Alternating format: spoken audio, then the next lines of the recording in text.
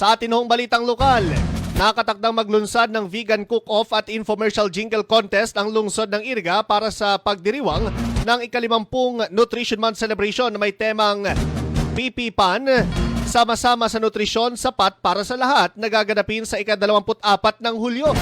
Layo naman nun ng naturang aktibidad mga kaibigan na ipromote ang malusog na nutrisyon sa mga empleyado ng pamahalaang panlungsod.